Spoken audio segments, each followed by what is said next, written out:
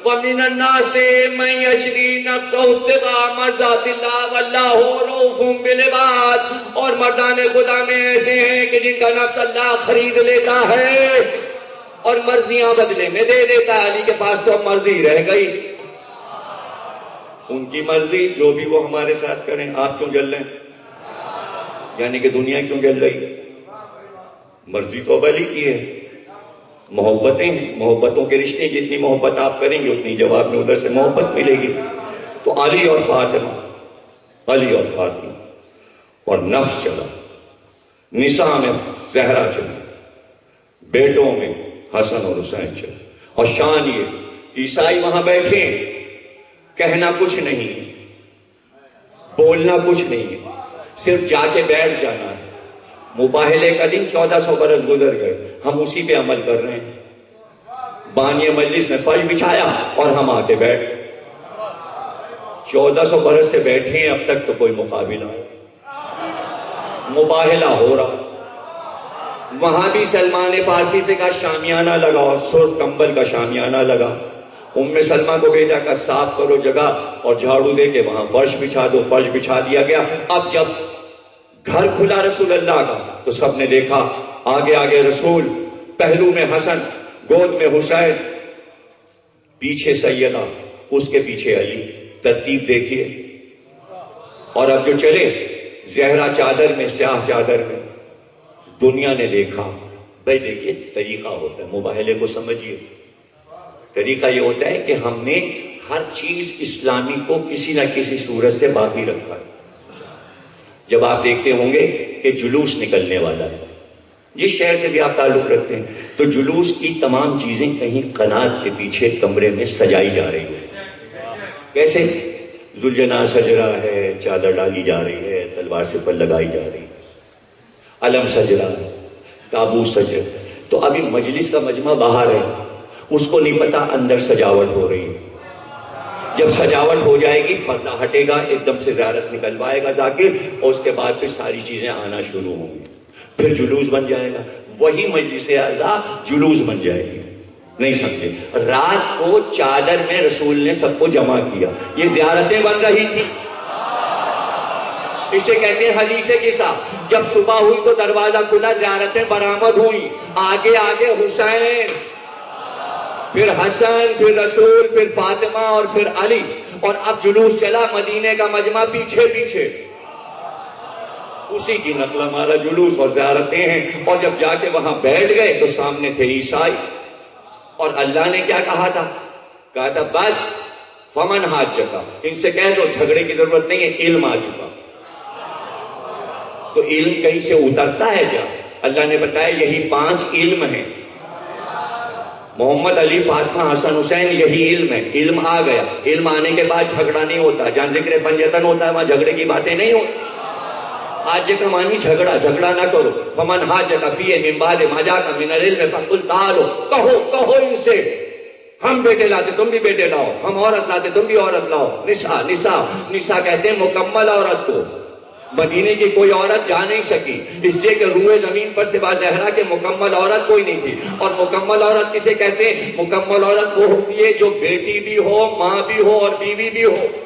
زہرا پیغمبر کی بیٹی، علی کی زوجہ، حسن حسین کی ماں، اور تھی تو پیغمبر کی بیویاں مائیں کوئی نہیں۔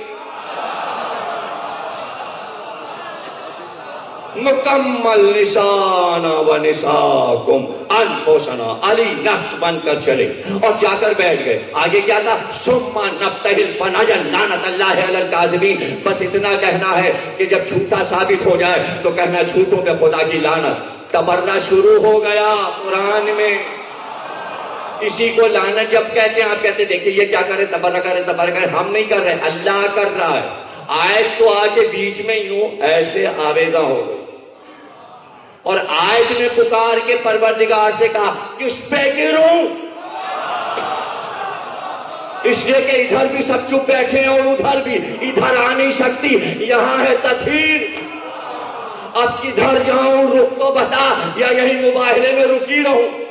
اللہ نے کہا ٹھہر، دیکھیے کیا کرتے ہیں۔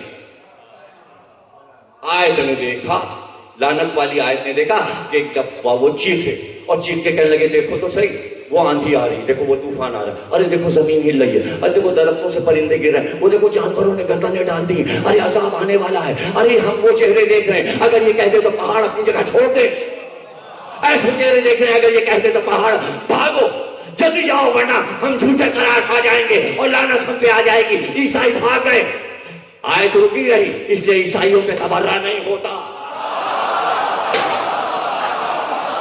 چونکہ بھاگ گئے مقابل سے، اس لیے آج یہ عیسائی ملک سرزب و شاداب ہیں۔ اگر یہ اہل بیت کے مقابلے پہ رکے رہتے تو یہ لعنتی ہوتے، اس لیے عیسائیوں پہ لعنت نہیں ہوتی۔ اب اللہ نے کہا کہ یاد رکھو آیت رکی ہے، یہ بیٹھے پنجتن، ان میں سے کسی ایک کے مقابل جو آتا جائے اس پہ لعنت ہو جائے۔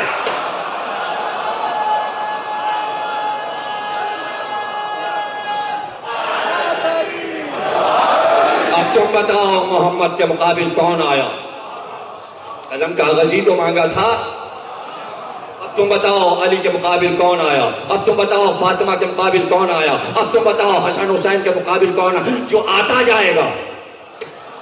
ارے بچوں، علی ولی اللہ کے مقابل نہ آؤ، لعنت اللہ علی الکاذبین۔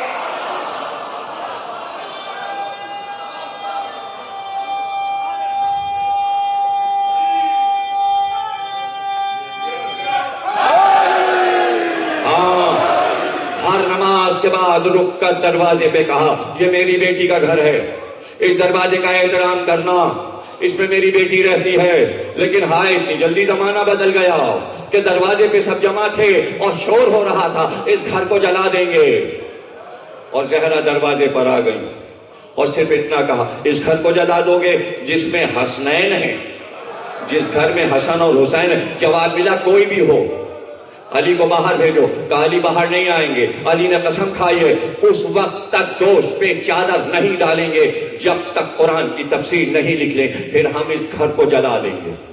لکڑیاں جمع ہوئی، آگ لگا دی گئی، شعلے اٹھتے رہے۔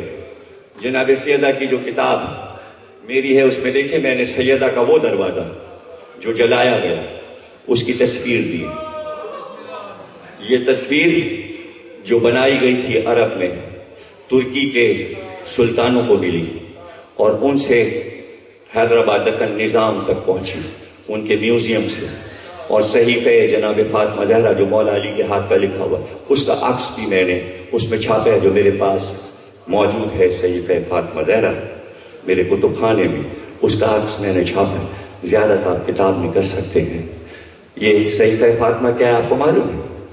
جب پیغمبر کی وفات ہوئی تو زہرا بی بی بہت گھبرائیں، تو اللہ نے جبریل سے کہا جاؤ فاطمہ کا دل بہلاؤ۔ تو جبریل آ کے بتاتے تھے اے بی بی کیا کیا حادثات قیامت تک ہونے والے، واقعات سناتے۔ بی بی نے علی کو بتایا، مولا علی نے کہا تم بولتی جاؤ میں لکھتا جاتا ہوں، علی کے ہاتھ کا لکھا ہوا۔ بی بی کہتی گئیں جبریل اب بتا دنیا میں جتنے بادشاہ جس ملک میں حاکم آئیں گے سب کی پشتہ پشت کے نام، اور اسی صحیفہ فاطمہ میں حسین کے رونے والوں کے تمام نام لکھیں اور ان کی ولیتیں لکھی ہوئی۔ اور حدیث میں یہ کہ بی بی اس طرح پہچانتی ہیں حسین کے رونے والوں کو جس طرح ہم اور آپ اپنے دوستوں کو